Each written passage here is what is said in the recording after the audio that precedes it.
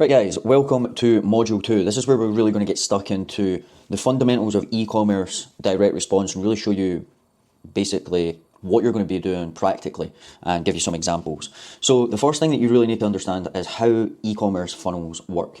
Now, I'm not talking about organic like brands that just post on Instagram and don't spend money on ads. I'm talking about people who get 80% of their traffic from meta ads. Now that is what 90% of good e-commerce brands are going to be doing. They might have a diversified marketing portfolio like Google ads, native ads, TikTok ads.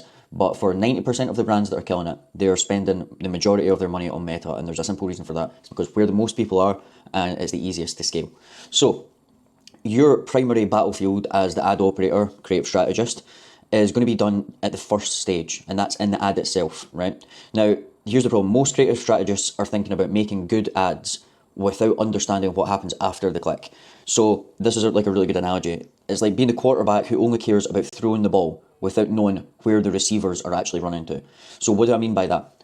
A lot of creative strategists and ad operators are going to think, right, I just need to get someone to click the ad. That's not how we're thinking, because you could have an ad that has a 10% click-through rate but doesn't have any purchases, and it's simply because the ad is either really pretty, really clickbaity, and it's like open for everyone, so anyone could click it and be interested in it. Like, we could be running ads for a coffee brand and putting up an AI generated image of a dog drinking coffee, and we're going to have a really high click-through rate, but are we really going to be getting the customers in? Now, that being said, the reason that I'm explaining this to you is you need to understand the complete customer journey, not just the ad. You don't get paid on click-through rate, you get paid on results, right? So you won't always be responsible for every stage, like creating the landing pages. Most of the times you're probably not, but your ad creative must be set up to align with everything after that. So here are the two main funnels that you're going to encounter. So you've got ad to product page, then to checkout. So let's just go, and I'm going to show you Space Goods for a good example. So they've got this little static ad running here. We're going to click shop now, and I would imagine let's just go straight through, straight to their product page for rainbow dust. When it finally loads. And we're just going straight to the product page, okay? Now, what do we need to do here? Now, this is just going to a product page, right? So a lot of the times what brands are going to do is they'll have a basic product page, and then they can test multiple angles on their creatives. So they could be testing multiple avatars just to this basic product page. Now, that is how most brands are going to work. They're going to have a product page, and you're going to run ads to that, right? But I've got another example here. So let me go back. So it's saying common for like impulse purchases. This is how even brands that have got like $200, I'm actually going to get rid of that so you don't get confused. But most people are going to run it this way, right? Then we've got a slightly different type of funnel where it would maybe go ad to landing page. Now, what I mean by landing page is specific landing page that speaks about a specific angle. And that could be a listicle, it could be an advertorial, or it could just be like a landing page stroke sales page, right? Now, what we're doing here is we're sending dedicated traffic from a dedicated angle on an ad to that dedicated angle on an advertorial or some sort of custom page. And it's going to pre-sell them before the checkout. Now, what this means is, like, how you would typically work this is a lot of brands will run this, right? Then we get a winning angle. Then instead of running multiple more ads with that angle to the product page, what we can actually do is make a full dedicated landing page to that angle, so that when someone clicks on the ad for a specific angle, they go to the landing page which also speaks about that angle, and that's how we can increase conversion rate. But so I've got another example here, which was, I believe it was, where are we? BB company. Oh, they're here. Right. So this brand, absolutely killing it. 3,600 ads running, right? Now, most of what these guys do is like a bunch of static ads. They've got some really good long form VSLs as well. But if we look at one of their products, so for Provitalist, AK Hips, right? Most of them go to these landing pages, right? So here, they're talking about, in the ad, they're talking about eating tendons, and then your hips hurt, menopausal joint aches. So they're talking about this specific angle, okay? And then when you click on the ad, it goes to this specific angle that's talking about arthritis, hip pain, and it's dedicated for that angle. And then there's going to be times when you're going to need to write an ad or write an advertorial for this specific angle. So that's how that works, right? Now, you need to understand the customer journey at every single point, right? So ad is your kind of main domain. The first thing that's really important is you need to hook the attention within the first 1 to 3 seconds. Identify a problem or desire, promise the solution that's worth clicking for, and you need to know where the customer is. Are they unaware? Are they problem aware? Are they solution aware? Now, landing page or PDP. What we're trying to do here is reinforce the ad's promise.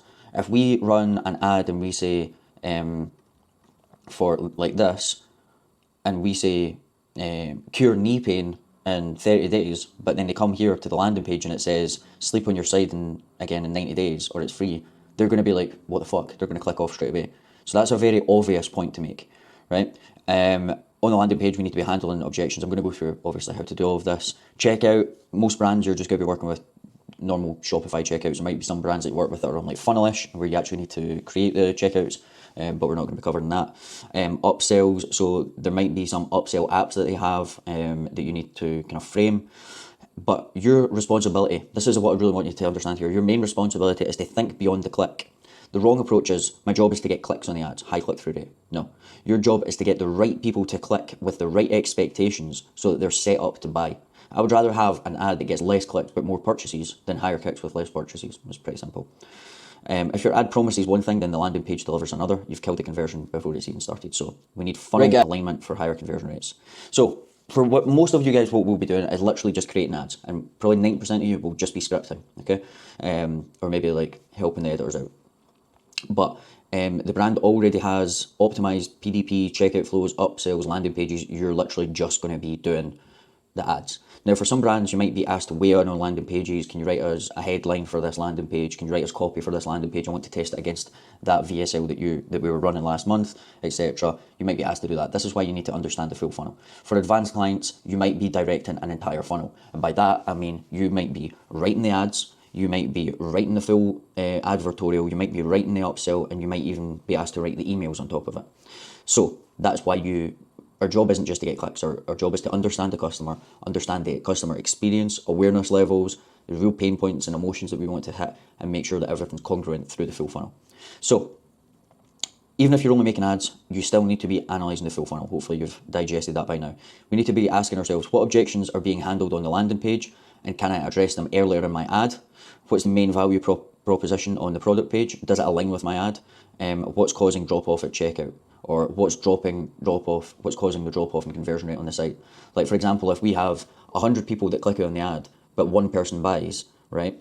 Is that an ad problem? Well, we would need to look at how much money that ad is spent and the cost per click, etc. But that sounds to me like it's a conversion rate problem. So we're either driving the wrong type of traffic to that landing page, or our landing page is shit. And this is why it's so important to understand all of your metrics like conversion rate, average order value, cost per click, CPM, CTR, which I'm going to be covering in our next lesson. But the key takeaway from this is you can live in this ad stage, but you must think in funnels. Your job is to start the journey right with the right hook, the right product, the right promise, and the right audience, so that every part after that has a higher chance of actually converting. So that is how e-commerce funnels work. And in the next lesson, we're going to be covering all of the metrics that you really need to know inside out. So